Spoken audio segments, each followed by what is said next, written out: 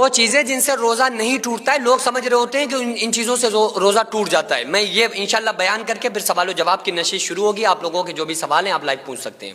تو میں بس موٹے موٹے وہ چیزیں آپ کو بتا دوں کہ بعض لوگ سر میں تیل نہیں ڈالتے، وہ بالکل عجیب سے بنے پھرا کرتے ہیں، بال بکھرے ہوئے ہیں اور گھوم رہے ہیں، اور وہ کہتے ہیں کہ یار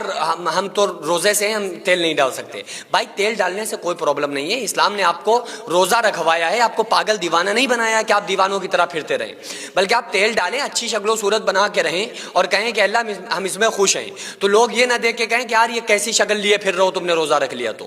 اور اس کے علاوہ آپ تیل ڈال لیں، خوشبو لگائیں، سرمے لگائیں، کاجل لگائیں، ان چیزوں سے آپ کے روزے نہیں ٹوٹتے ہیں۔ انجیکشن سے روزہ نہیں ٹوٹتا یار، بعض لوگ سمجھتے ہیں انجیکشن سے روزہ ٹوٹ جاتا ہے۔ اب انجیکشن چاہے وہ نس میں ہو یا گوشت میں ہو، انجیکشن لگوا لیں، کوئی باہر کی چیز، کھانے پینے والی کوئی چیز، غذا والی کوئی چیز انٹرنل طریقے سے، یعنی ٹوائلٹ کی جگہ سے یا منہ کے ذریعے سے، اگر آپ منہ حلق کے ذریعے سے کوئی چیز اندر چلی گئی، چاہے وہ ناک کے ذریعے سے یا منہ کے ذریعے سے، حلق کے اندر اگر کوئی چیز غذا والی، تراوٹ والی چلی گئی تو اس سے آپ کا روزہ ٹوٹ جائے گا، اس سے روزہ ٹوٹے گا۔ اس کے علاوہ جو کام ہے، آپ نہا لیے تو اس سے کوئی فرق نہیں پڑتا ہے، آپ نے خوشبو لگا لی اس سے کوئی فرق نہیں پڑتا ہے، آپ بیوی کے پاس لیٹ گئے، سو گئے، اس سے فرق نہیں پڑتا ہے جب تک کہ آپ جمع نہ کر لیں۔ اس کے علاوہ آپ بیوی کے ساتھ بیٹھے ہوئے ہیں، بات چیت کر رہے ہیں، گپ شپ مار رہے ہیں، ان چیزوں سے روزہ آپ کا مکروہ نہیں ہوگا، روزے کے اوپر کوئی پرابلم نہیں ہوگی۔ تو یہ وہ موٹی موٹی چیزیں ہیں جو اسلام میں، دیکھو اسلام نے صفائی کو پسند کیا ہے۔ اللہ قرآن میں فرماتا ہے ان اللہ یحب التوابین و یحب المتطہرین، اللہ تعالیٰ پاک و صاف ہے اور صفائی اور طہارت کو پسند کرتا ہے۔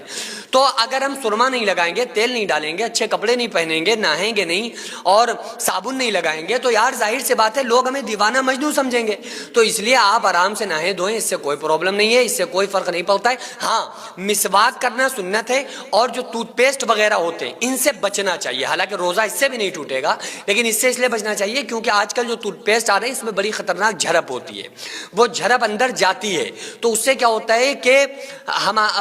وہ ہمارے روزے کے اوپر فرق پڑے گا، ہمارا روزہ مکروہ ہو سکتا ہے، تو اس لیے اس چیز سے بچنا چاہیے۔ باقی چونکہ یہ حلق کے اندر تراوٹ تک پہنچاتا ہے، زبردست والی، بعض ایسے آتے ہیں نا آپ نے کیا اندر تک ایک دم تراوٹ پہنچ گئی، تو ایسے ٹوتھ پیسٹ سے، منجن سے بچیے۔ ہم مسواک کریں، مسواک اچھا آپ مسواک کر سکتے ہیں، ٹوتھ پیسٹ نہیں کر سکتے، اس کا فرق سمجھیے۔